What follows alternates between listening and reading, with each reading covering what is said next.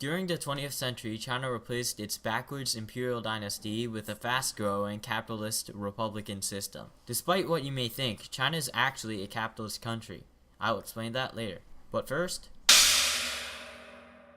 before capitalism could replace communism in China, a republic replaced 4,000 years of imperial rule. In 1644, the final Chinese dynasty fell to the Manchurians. With this, the Qing dynasty secured control over China and its people. Obviously, the Chinese weren't too happy about this, but no rebellion was able to overthrow the Qing.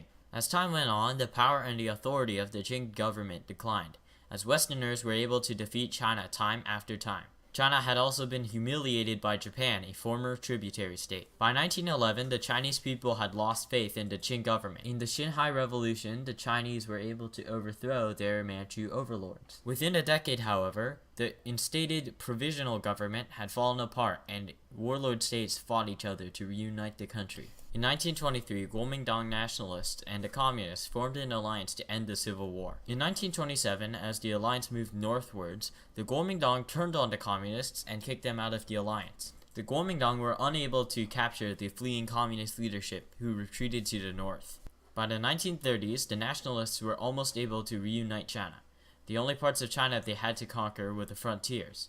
However, in 1937, the Japanese declared war on China, sparking a renewed sense of unity among the Chinese. Reluctant to let their country fall into the hands of foreigners, the communists and other warlords kidnapped the Kuomintang leader and forced him to agree to a united effort against the Japanese. The Japanese were able to fight the nationalists more effectively by taking most of its major cities. The communists were able to preserve their forces by participating in guerrilla warfare. The war dragged on until 1945, where, with American and Soviet help, the Japanese were kicked out of China. Both sides worked quickly to try to take as much territory as they could from the Japanese. Now that the Japanese were gone, the common threat facing the nationalists and the communists were gone. With the end of the common threat, the relationship between the two deteriorated. The truce lasted from 1937 and 1946, and this time the communists built up support in the rural north and in Manchuria. With support from their new provinces and support from the Soviet Union, the communists were able to kick the nationalists out of China. The nationalist government retreated to Taiwan, which was just taken in the war with Japan. Despite having taken over the mainland, the communist government was not officially recognized until 1971. Despite this, some countries still recognized the nationalist government.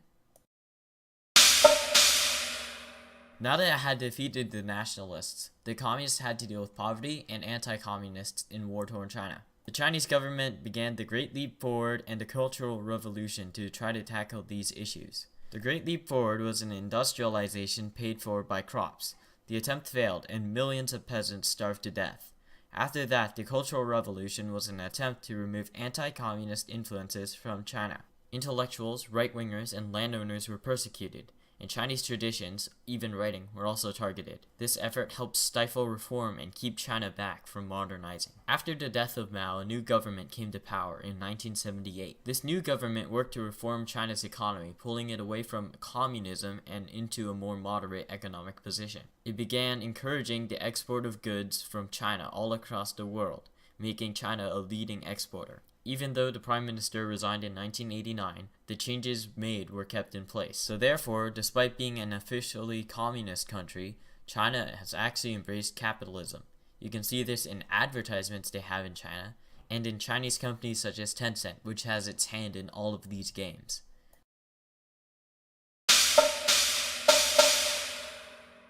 Today, China is the second largest economic power.